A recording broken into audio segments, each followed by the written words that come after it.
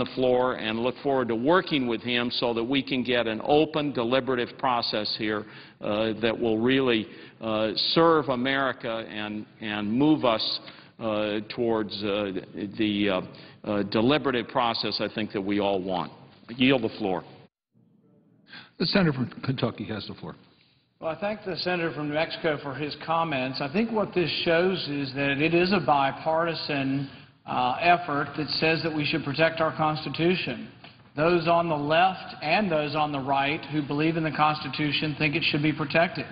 And it brings some of us together who may not necessarily agree on all other issues, but when it comes to the Constitution, when it comes to the basic Bill of Rights, that we are concerned, both on the right and left, on the Democrat and the Republican side.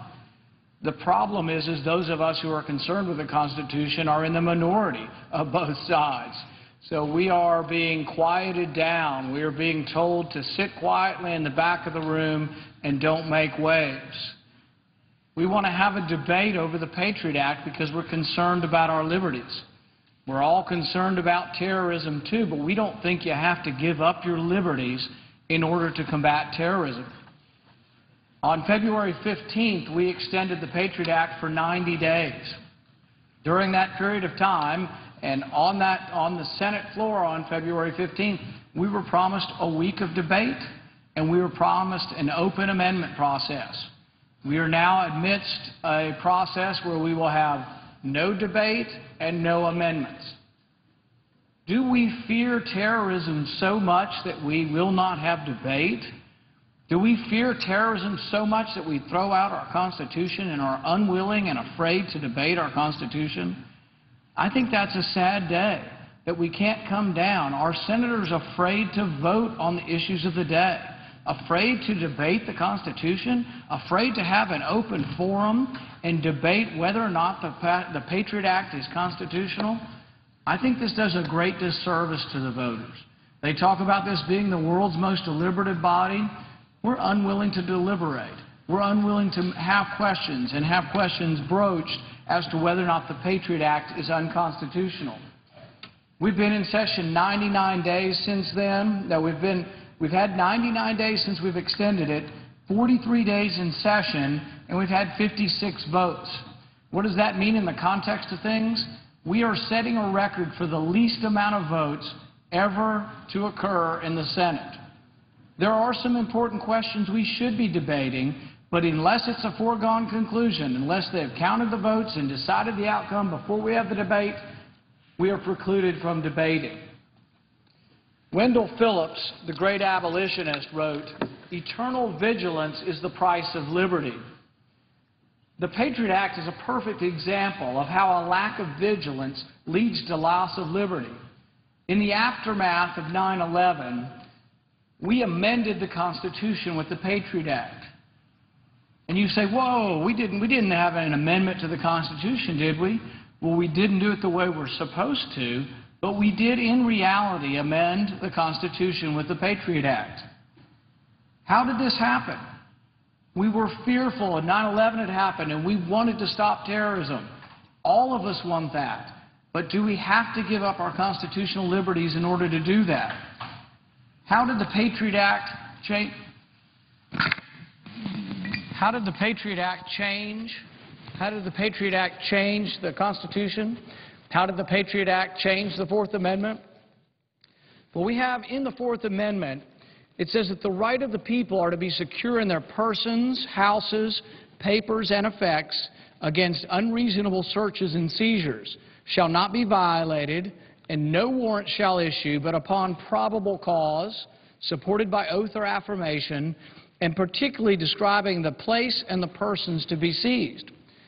Well, the Patriot Act changed this.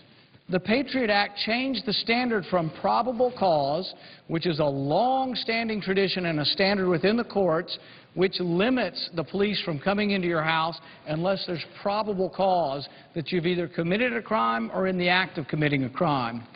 Well, we changed this to a standard we call now relevance. But that's changing the Constitution. How do you change the Constitution? By majority vote. It's supposed to be a supermajority in both bodies. Then it's supposed to go back and be ratified by 3/4 of the states. It's supposed to be difficult to change the Constitution, difficult to amend the Constitution. Why? Because we thought some of these rights were so important that we should not allow a majority to change them. Those of us who own guns and believe in gun ownership think that the Second Amendment is protected from a simple majority taking away the Second Amendment. Likewise, the First Amendment. Those of us who prize the ability of the press to print and to respond and to hold beliefs, however unpopular, those of us who wish to have a country in which religion is not hampered and we can say what we believe and not have it hampered by the government, we don't believe that a majority should take away these rights. But a majority did take away part of the Fourth Amendment because we changed the standard of the Fourth Amendment from probable cause to relevance. So if they want to look at your records, they just have to say that it is relevant. They don't have to say you're a terrorist. They don't have to say you're a foreigner. They don't have to say you're conspiring with anyone. They just have to say they've got some interest in your library records. Now, how often is this going on? There's something called suspicious activity reports. Some of this was started before the Patriot Act, some of it's separate from the Patriot Act, but much of it was emboldened by the Patriot Act. The suspicious activity reports are where your bank spies on you. You may not know this is happening. You may not even know if they've spied on you, and they probably won't tell you. But if you've made a transaction that occurs that involves more than $5,000, you could well have been spied on by your bank and reported to the government. Some people say, well, I'm not doing anything wrong. I don't care if they look at my records. Well, here's the thing. If you look at my Visa bill, you can tell what doctors I go to. If I see a psychiatrist and I don't want everybody to know it, that may be on my Visa bill these days. What magazines I read is on my Visa bill. What books I order from Amazon or other booksellers on the Internet. Whether I drink alcohol, whether I gamble. There's a lot about your life that is involved in your financial records, and I think they do deserve protection, and that we do deserve a standard where we don't just say, well, they might be relevant, or we might just want to troll through all these records to see if anybody might be committing a crime. This one's even worse than many of the other aspects because the suspicious activity reports do not begin with the government asking any questions. They tell your bank to watch you. Your bank is to watch you and to watch all of your transactions and to report to the government. So they have forms, and you say, well, maybe they're only reporting terrorists. Since 2001, since 9/11, 8 million suspicious activity reports. 8 million have been filed. Over 1 million of these are filed a year. The thing is you could well ask for a Freedom of Information inquiry and ask whether or not you've been investigated by your government for your transactions. My point is that this is an invasion of your privacy. It doesn't have any judicial restraint upon it. And the other thing is that it may not even be good for finding terrorists. It may be that they're getting so much information that they can't even read or listen to all the information. And it's kind of like what they're doing to you at the airports. Because they insist that everybody be searched and everybody be patted down, we're patting down 6-year-olds. A little girl in my town, her dad is a physician and practiced with me at my same practice, was patted down when they're putting their hands inside her pants. I mean, this is absurd. 6-year-old girls. The thing is that by doing that, they're wasting time on people who will not be attacking us and spending less time on people who might be attacking us. The same with your banking records. If they're looking at your banking records, they're not having time to spend looking at the records of people who would possibly be attacking us. 8 million records have been looked at. No judge's order, no judicial review. This one isn't even reviewed by anybody in government. They are giving carte blanche, this power to banks, and they're telling the banks, if you do not spy on your customer, you will be fined. They estimate that $7 billion a year is spent by banks complying with this order to spy on their customers. The thing is we're having trouble in our economy. The banks are struggling. Our economy is struggling. We're having trouble with jobs. And yet we're going to add $7 billion of cost to the banks to spy on their customers. Now, might there be an occasion that a bank transfer or a bank activity could be a terrorist activity? Yes, and if we're investigating those, let's ask for a warrant. And you say, oh, that'll be too slow, we'll never get it. Well, guess what? Warrants are almost never denied. There's a special court set up for the investigation of intelligence. It's called the FISA Court. It's been around since the 1970s. Before the Patriot Act, the FISA Court never turned down a warrant. And you say, well, these people are awful. We just have to get them on the street. It doesn't matter. I won't any restraint. I just want it done. Unfortunately, that's been the attitude of the majority of the people up here and the majority of Americans after 9/11. People were so frightened, they said, do anything. I don't care. The problem with that attitude is even if you want to argue that it hasn't been abused yet, what happens when people are elected to your government who decide they don't like your religion? Or you believe in a certain kind of marriage and you want to say this, but they want to investigate you. Now there's no step to stop that. There's no step to say, well, your church believes in this unorthodox belief or this belief that we don't call politically correct or it's no longer acceptable, but we want to investigate the banking records of the church and see if we can take away their IRS number or their tax exemption. If you don't have any restraint to these activities, someday we will get a government who has no restraint and then goes forward to say, we want to get that church shut down because that church is saying something we disagree with, or these people are reading these books that we don't like. This goes across party aisle. You look at people, the Library Association is concerned with this also, that people's books are being looked at. Think about it. Do you want the government to know what books you read? Do you want to be on a list, a watch list, because of the books you read? Now, they say, oh, there are provisions, and we've made provisions that that won't happen. The only way you have a real provision or protection is if you have procedural steps. Procedural steps that say someone must review this before it happens. If we have someone who we really think is terrible and they need to be off the streets, if they are someone accused of rape, accused of murder, accused of robbery, accused of the most heinous crimes we can think of, and it's 2 in the morning, we call a judge and we get a warrant. It's almost never turned down, but it is one step removed from the police breaking down every door they suspect and not having any kind of discussion with someone who has a level head who's not part of the investigation. Now, many up here will say, you know, we're in grave danger. If the Patriot Act expires, all things could happen and terrorism could break loose. What they're arguing, though, is they're arguing that there is a scenario where we wouldn't get warrants to invest terrorism. That never existed. Before the Patriot Act, we were not turning down these warrants. Some have argued that Moussaoui was the 19th hijacker. He was captured a month in advance of 9/11. And many have said if we only had the Patriot Act, we would have gotten him. That's untrue. There is a provision called the Lone Wolf provision in the Patriot Act, but we didn't get Moussaoui because we didn't do our job. We didn't communicate well, and the superiors to the officers and the FBI and the agents in the field did not even ask for a warrant. They turned down the request for a warrant without even asking the FISA court for it. So we have the 19th hijacker a month in advance. We have his computer. When we do look at his computer on 9/12, we link very quickly within a matter of hours to all the other hijackers. Now, it's easy in hindsight to say we could have stopped 9/11, but to tell you the truth, we have to look at the rules and say, could we possibly have gotten that information? The answer is yes. The FBI agent in Minnesota wrote 70 letters to his superiors. The FBI was told that Moussaoui was possibly an agent of terrorism. The French government confirmed it. That was all we needed. With that information, had they gone to the FISA court, they would have gotten a warrant. When the 9/11 Commission report came out, they acknowledged as much. Moussaoui's warrant would, in all likelihood, not have been turned down, and there's a possibility we might have stopped it.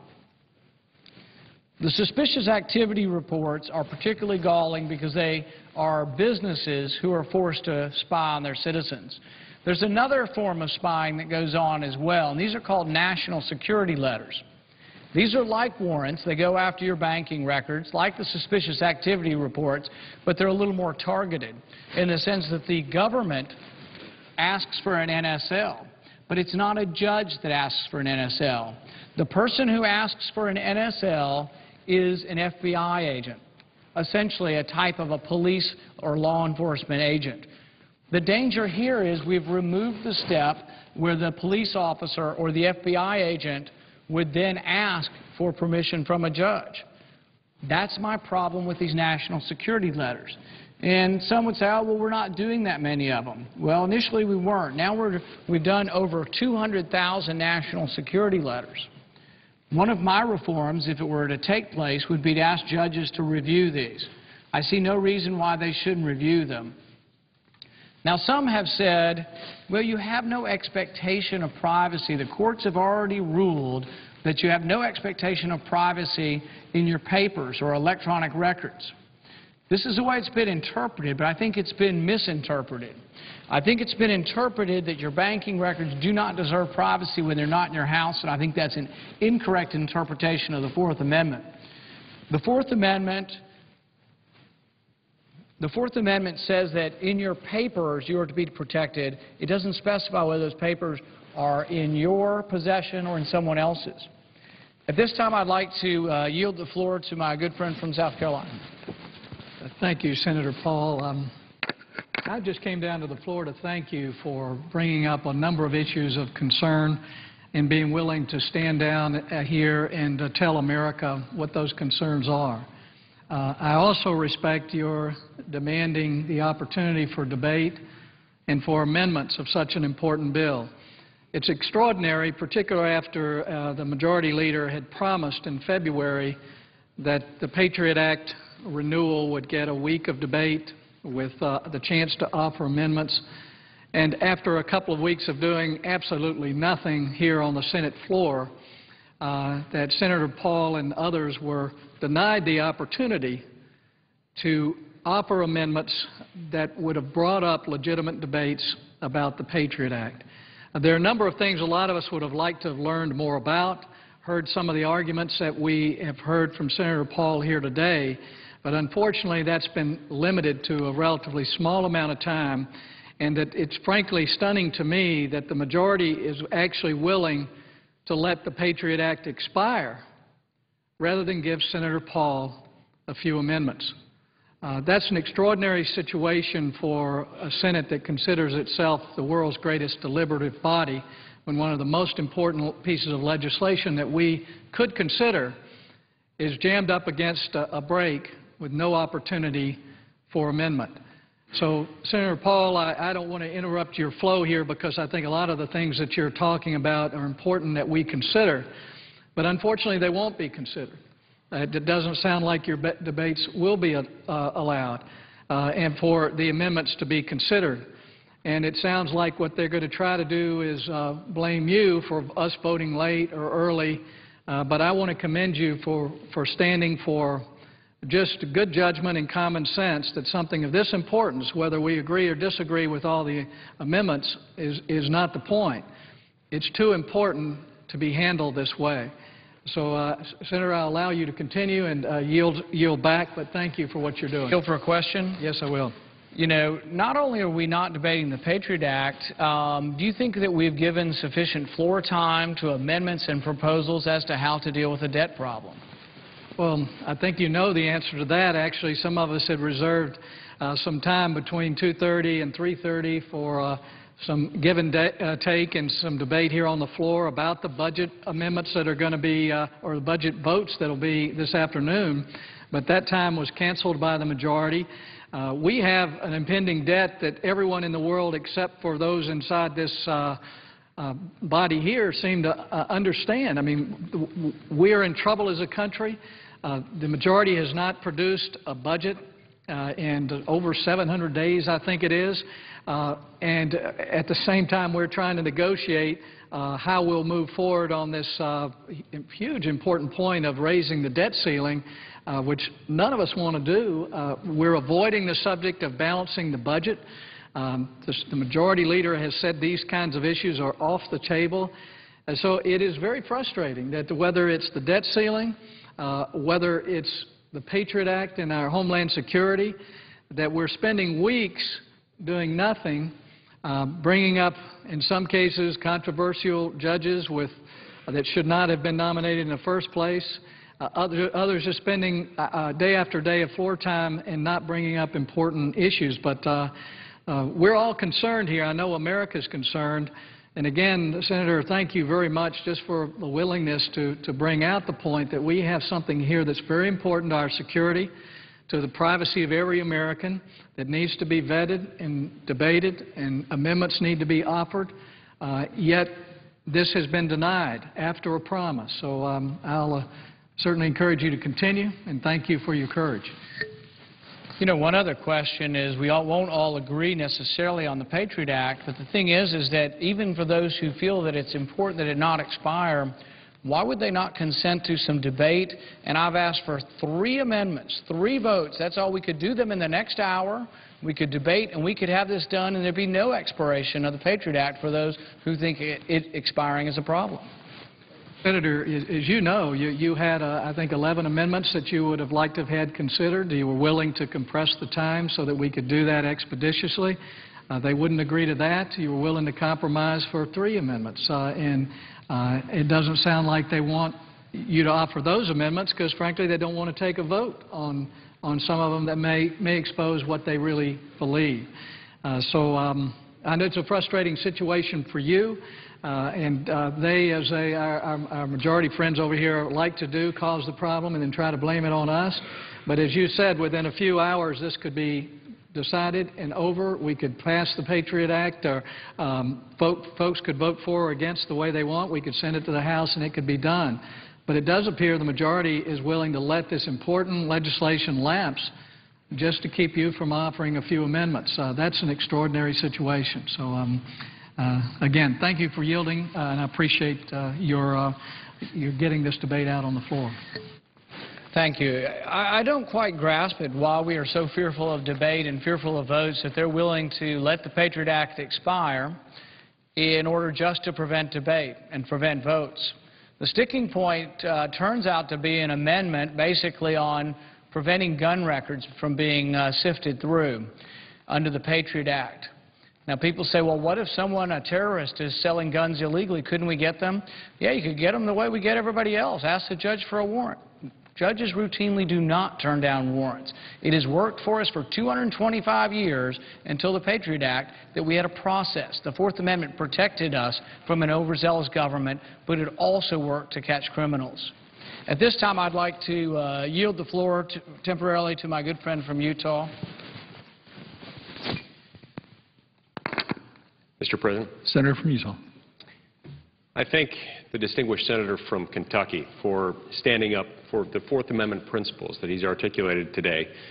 This is an important issue to all Americans. Americans are at once concerned about our national security. They want to make sure that we can identify and apprehend those people who would harm us. And at the same time, Americans are firmly committed to the idea of constitutionally limited government, a concept that, regardless of how passionately we might feel about the need for certain government intervention, we can't ever allow government to be operating completely unfettered. We have liberty in place whenever government is controlled by the people and whenever there are certain things that are beyond the reach of the government. Now, Senator Paul has helped identify some key areas of concern that have been implicated by the Patriot Act.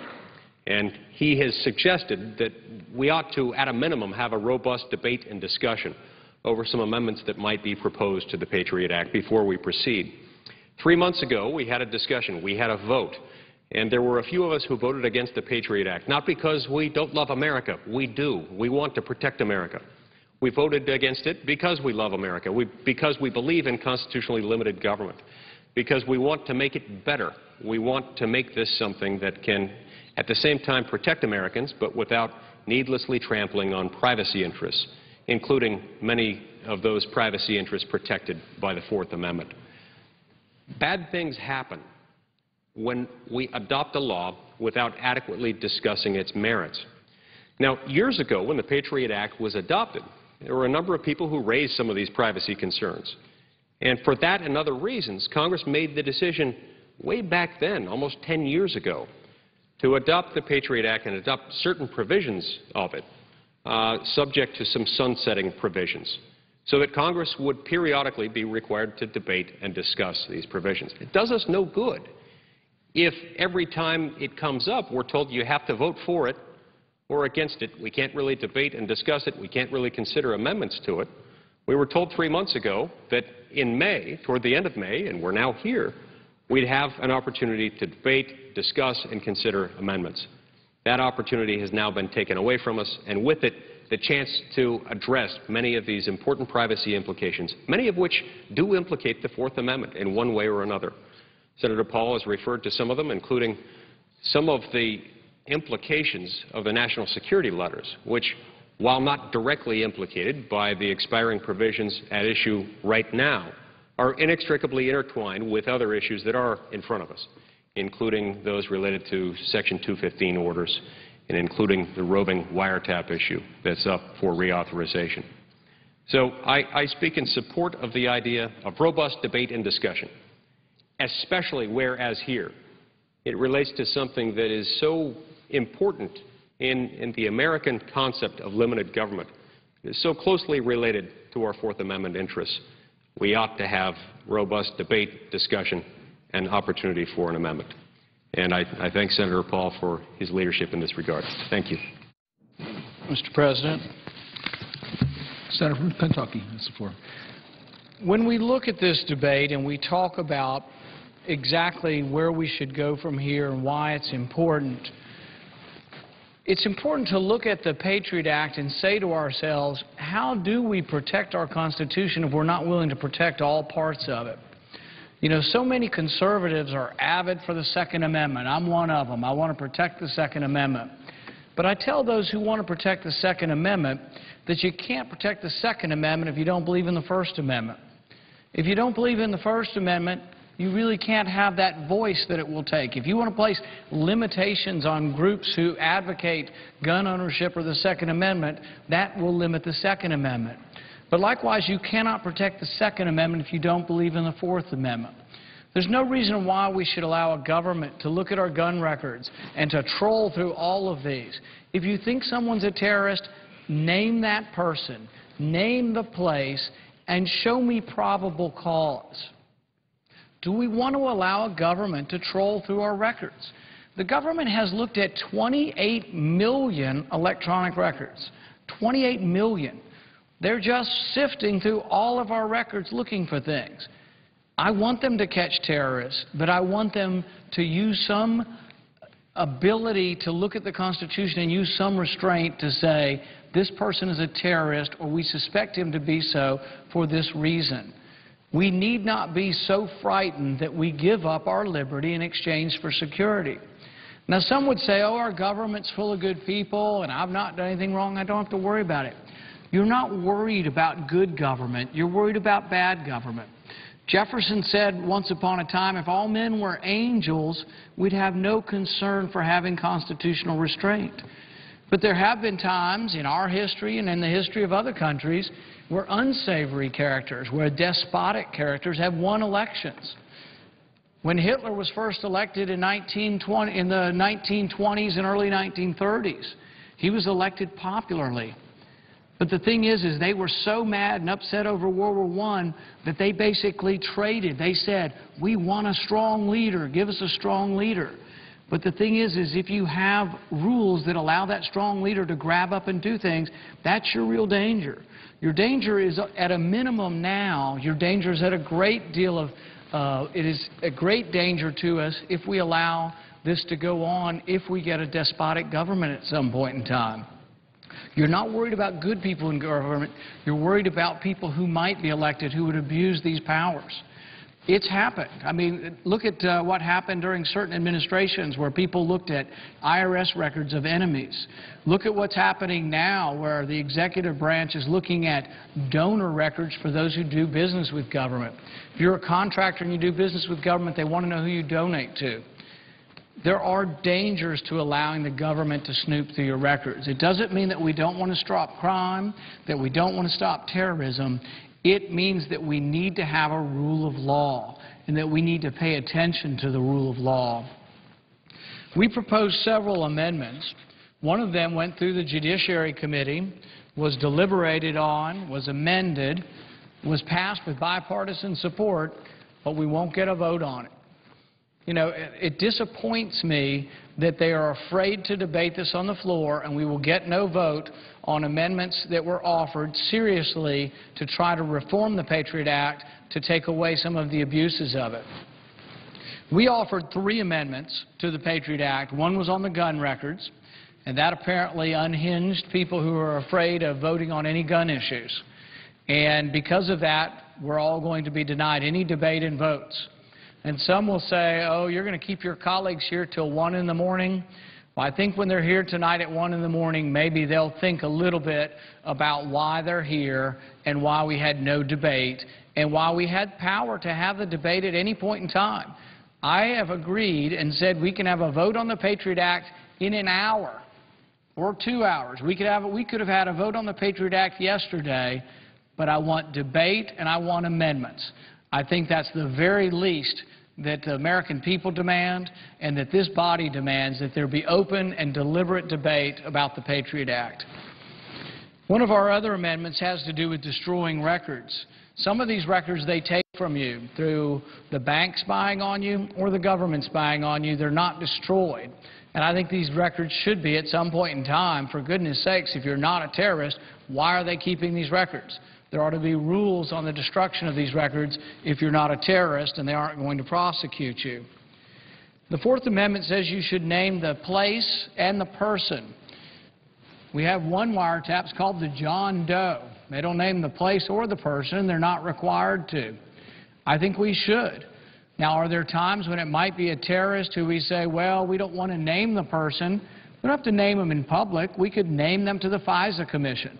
I do not object to them being named and the name being redacted, but the name should be presented to the judge who's making the decision.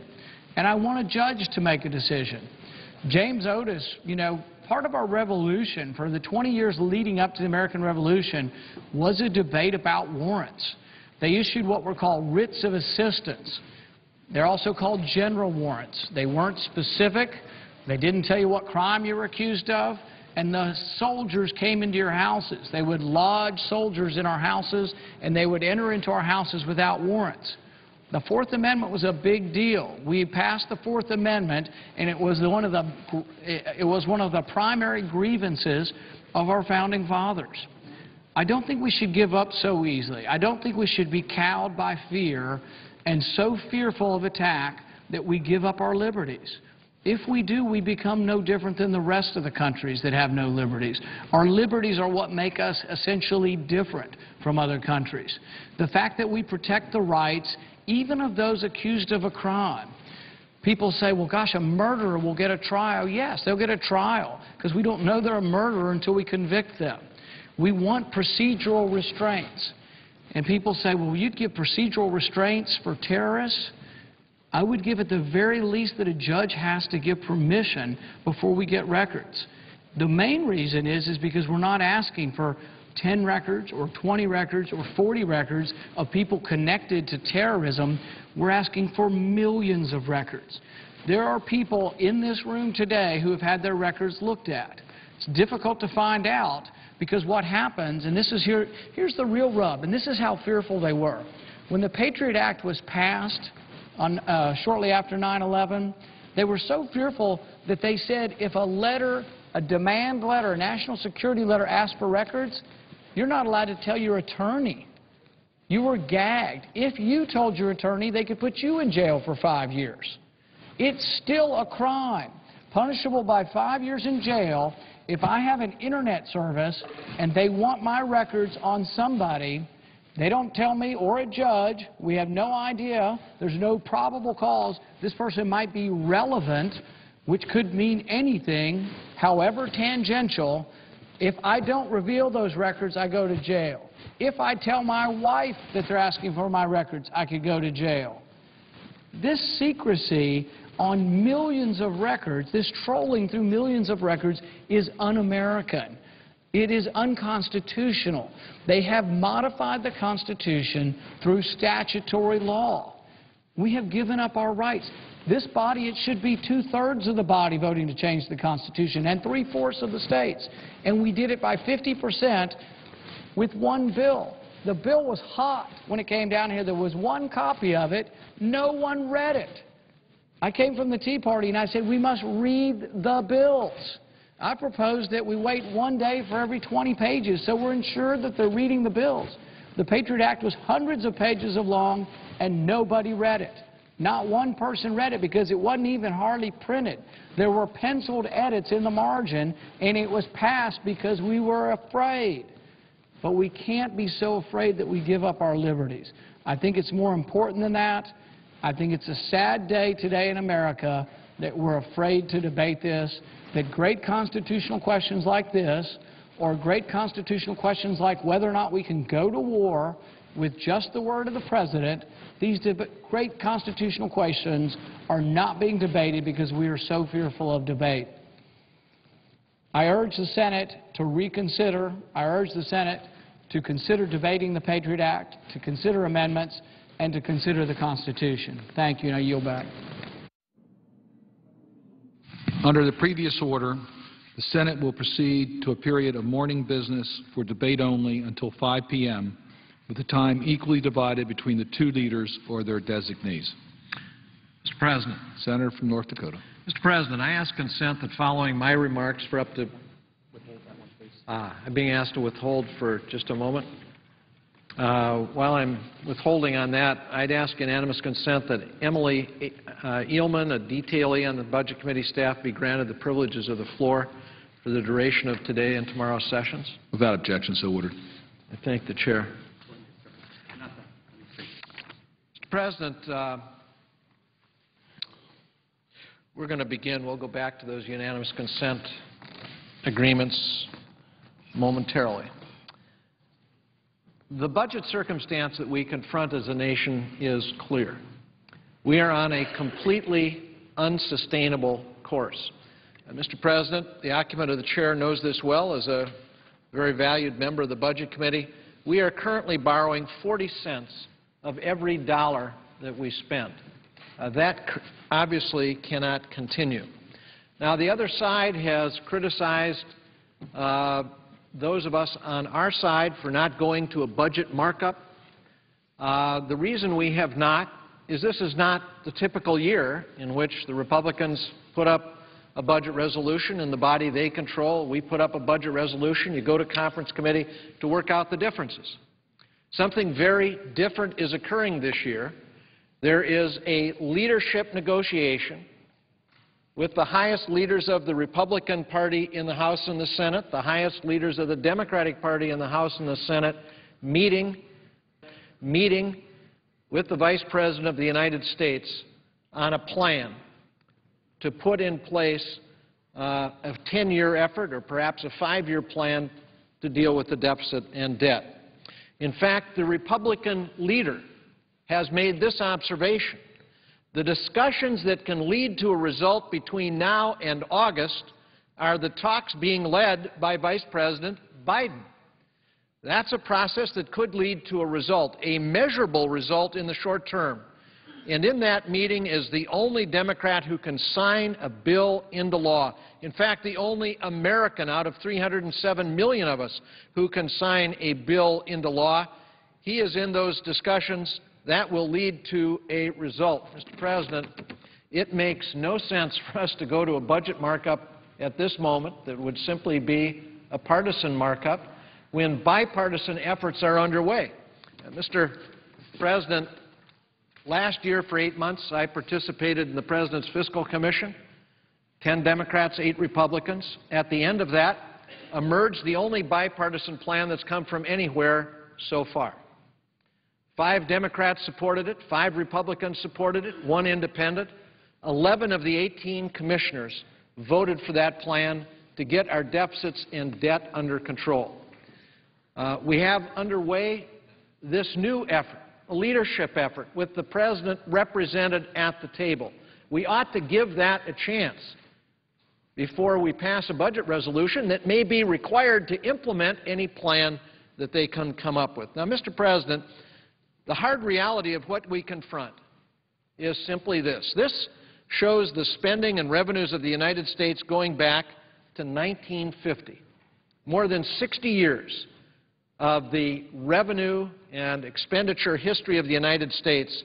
The red line is the spending line, the green line is the revenue line. And, Mr. President, what jumps out at you is spending as a share of our national income is the highest it has been in 60 years. On the other hand, revenue is the lowest it has been in 60 years as a share of national income. So, Mr. President, that's the reason we have record deficits. I hear all the time on the other side of the aisle, it's a spending problem. Mr. President, when you have a deficit, that is the result of the difference between revenue and spending. We have a spending problem, yes, indeed. Highest spending as a share of national income in 60 years. We also have a revenue problem. The lowest revenue we have had as a share of national income in 60 years. And so now the House has sent us a plan, a Republican budget plan, and the first thing they do is cut the revenue some more. Revenue is the lowest it has been in 60 years, and the first thing they do to address a deficit is cut the revenue some more. In fact, they cut, over the next 10 years, another more than $4 trillion in revenue. For those who are the wealthiest among us, they give them an additional $1 trillion in tax reductions by extending the top rate cuts, by extending a $5 million estate tax exemption, by cutting the top rate down to 25% from the 35% it is today. They are giving massive new tax cuts to the wealthiest among us. Mr. President, their average revenue during the 10 years of their plan is 18.3%. You can see the last 5 times the budget has been balanced here, revenues have been around 20%, 19.7, 19.9, 19.8, 20.6, 19.5. The revenue plan that they have would never have balanced the budget in the last 30 years. Mr. President, if we look at what's happened on the revenue side of the equation, here's what's happened to the effective tax rate for the 400 wealthiest taxpayers in the United States. Since 1995, when the effective tax rate on the wealthiest 400 was about 30%, that effective rate today is 16.6%. Warren Buffett has said that his executive assistant pays a higher tax rate than he does. Well, how can that be? Well, the reason that happens is because Mr. Buffett has most of his income from dividends and capital gains taxed at a rate of 15%. His executive assistant is probably taxed at a rate somewhere in the 20 or 25% rate. So, Mr. President, we have a circumstance in which we got the lowest revenue in 60 years. The House Republicans have sent us a budget that says, let's cut it some more. Let's cut it another $4 trillion, and let's give $1 trillion of that to the wealthiest among us. Mr. President, if you look at what our friends are proposing, when we have the largest deficit since World War II, they are proposing to give those who earn over $1 million a year a tax cut on average in 2013 of almost $200,000. For those earning over $10 million, they would give them on average a tax cut of $1,450,000. This at a time we have record deficits. What sense does this make? It makes no sense. And so what are they doing to offset these massive new tax cuts for the wealthiest among us? They've decided the answer is to shred the social safety net that has been created in this country over the last 60 years. They have decided to shred Medicare. Shred it. They have decided to shred program after program. so that they can give more tax cuts to those who are the wealthiest among us. Mr. President, here is what a top former President Reagan advisor said when he looked at the House budget proposal. Remember, this is not a Democrat. This is a top former Reagan economic advisor. This is what he said. His name is Bruce Bartlett. He said in his blog about the proposal from the House Republicans on the budget, distributionally, the Ryan plan is a monstrosity. The rich would receive huge tax cuts while the social safety net would be shredded to pay for them. Even as an opening bid to begin budget negotiations with the Democrats, the Ryan plan cannot be taken seriously. It is less of a wish list than a fairy tale utterly disconnected from the real world, backed up by make-believe numbers and unreasonable assumptions. Ryan's plan isn't even an act of courage, it's just pandering to the Tea Party. A real act of courage would have been for him to admit, as all serious budget analysts know, that revenues will have to rise well above 19% of GDP to stabilize the debt. Mr. President, let's just go back to that chart that makes the point that Mr. Bartlett is making, that the 5 times the budget has been balanced around here in the last 30 years, last 40 years, 1969, 1998, 1999, 2000, 2001. By the way, those last 4 all during the Clinton administration. You can see what the revenue has been, nearly 20% of GDP in every one of those years. Revenue today is 14.5% of GDP. It's no wonder we've got a problem with deficits. You combine the high spending that we have now with the low revenue, you have record deficits. And Mr. President, because our friends on the other side have decided that the first thing you do when you have record deficits and the lowest revenue in 60 years, they've decided the first thing you do is go out and give more tax breaks to the wealthiest among us. Here's what they have to do to health care in the United States. Number 1, end Medicare as we know it. Replace it with a voucher system.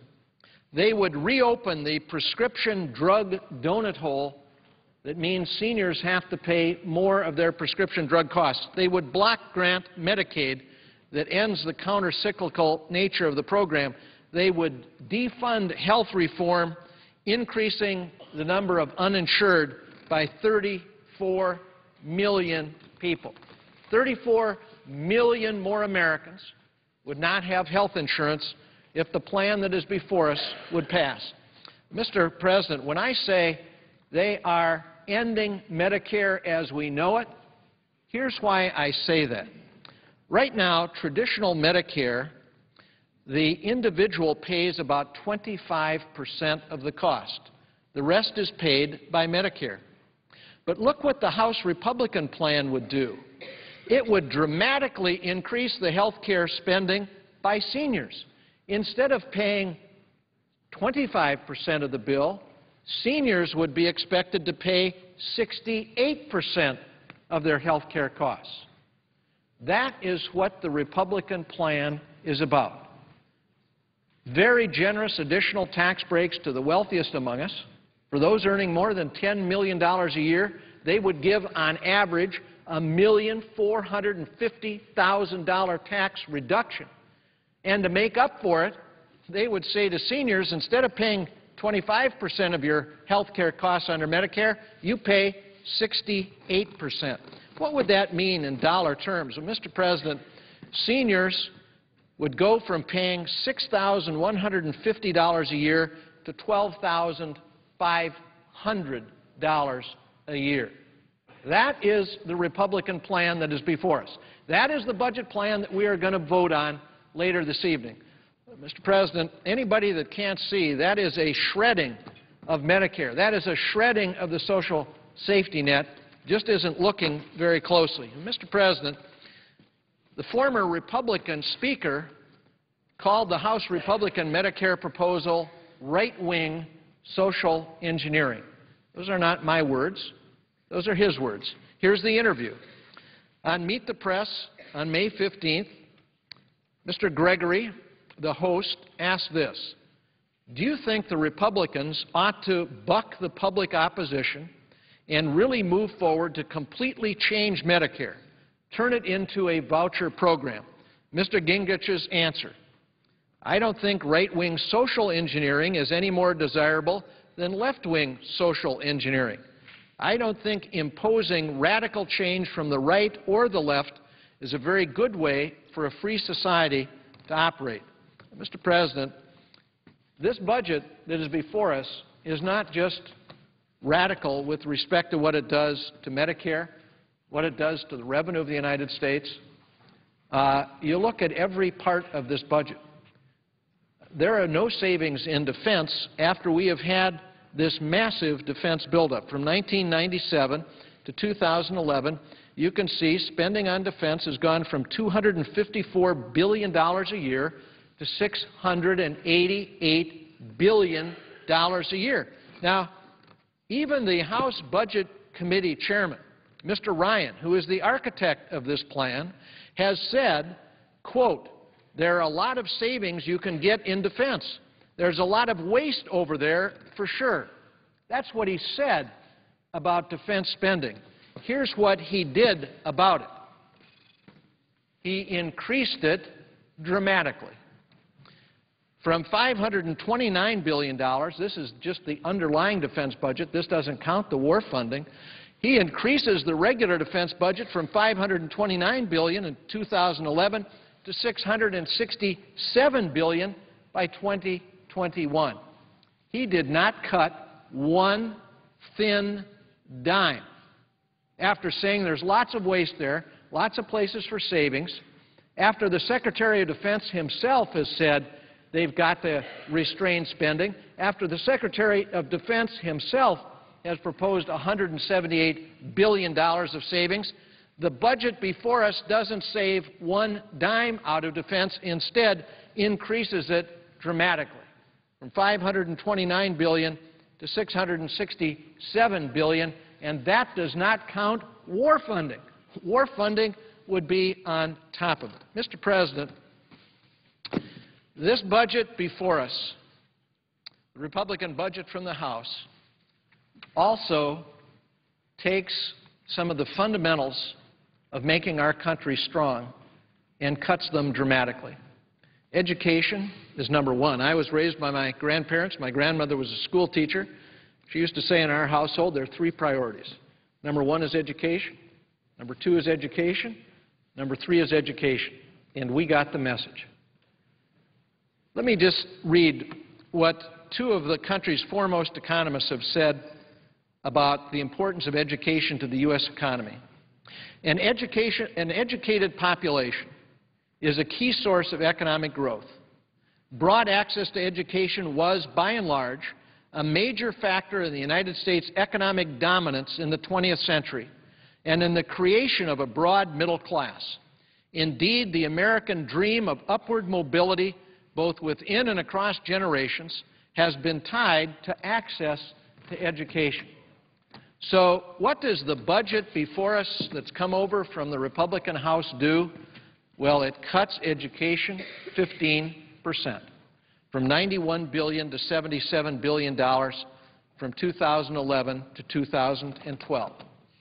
Education, obviously, is not the only important pillar to our economy. Another important pillar is the infrastructure of the country, our roads, bridges, highway, airports. These are the things that support a vibrant and strong U.S. economy. Here is the engineer's report card on America's infrastructure. Aviation, a D. Bridges, a C. Rail, a C-. Roads, D-. Transit, a D. The infrastructure gross point average, a D. So what do our colleagues propose in the budget that is before us? Well, they propose cutting it 30%. Can you imagine what it's going to be like to try to get around this country if you go out and cut transportation 30%? Anybody who's driven on any of the roads across America, certainly the roads in any of the major cities, anybody who's gone through any of the airports, anybody who's gone on a rail system in this country, You think we're going to be better off if we cut the funding 30%? Well, that's exactly what the Republican budget that is before us proposes. Mr. President, we also know one of the near-term threats to the economy, what's happening to the price of gasoline. Since December of 2008, gasoline has gone from $1.81 a gallon to $3.85 on May 23rd, up $2 a gallon. Every economist has said this is hurting the economic recovery in this country. Mr. President, what do our colleagues in the House send us as a budget for energy? Things that can be done to reduce our dependence on foreign energy? They cut it 57%. 57% cut in the strategies designed to reduce our dependence on foreign energy, cut it 57%. Mr. President, it doesn't add up. It doesn't make sense. It is not in the mainstream of thinking. This is a budget that if you poll the constituent elements to the American people, they reject it out of hand. They do not believe Medicare should be shredded.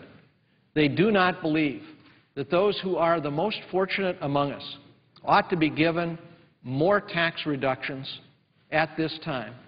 With record deficits and a debt growing out of control, the first thing to be done is not to say to those earning over $1 million a year, you get a $200,000 tax cut. To those earning over $10 million a year, you get a tax reduction of $1,450,000. And then to turn around and slash many of the things that help middle-class families in this country, whether it's education or infrastructure or transportation. That is the budget that is before us from our colleagues on the other side of the aisle. Mr. President, we have other budget plans, the Paul budget plan, the Toomey budget plan. I'll comment on those later. But I hope very much that colleagues are listening, that they pay close attention to this debate, that they have a chance to evaluate what should be the position of this chamber when we vote later this evening. Mr. President, I believe this is a defining vote for this chamber. Are we going to approve a budget that is truly radical in its scope and dimension, that fundamentally ends Medicare as we know it, and at the same time gives massive new tax cuts to the wealthiest among us? I would say at a time when we are having the lowest revenue in 60 years, that cutting the revenue of the United States by over $1 trillion to give additional tax reductions to those who have already enjoyed dramatic tax reductions. I pointed out early in my presentation, the effective tax rate on those who are the wealthiest among us has declined dramatically during the recent years. This proposal from the House of Representatives said we'll do even more to reduce the tax load on those who are the wealthiest among us. Mr. President, I don't think it adds up. Let me just say to those who think, well, at least the Ryan budget, the Republican budget, will reduce our deficits and get our debt back on track, will solve that problem, let me just leave you with one number.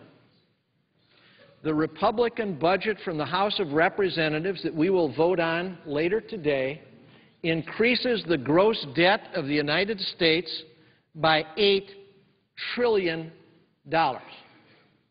So anybody that thinks that shredding Medicare and giving these giant tax breaks to the wealthiest among us is going to solve the problem, that's going to stop the explosion of debt, is just wrong. In the budget before us, the Republican budget from the House of Representatives, the gross debt of the United States in the next 10 years is increased by $8 trillion. For those who think the debt is already too high, you want to vote for a plan that is going to increase the debt, the gross debt of the United States, another $8 trillion? Well, that's the Republican plan from the House of Representatives. That's the budget that's before us. That is the budget we are going to vote on later this evening. Mr. President, I'd ask consent that following my remarks, Senator Merkley be recognized for up to 5 minutes, and then Senator Sanders be recognized for up to 5 minutes as well. Without objection. I yield the floor.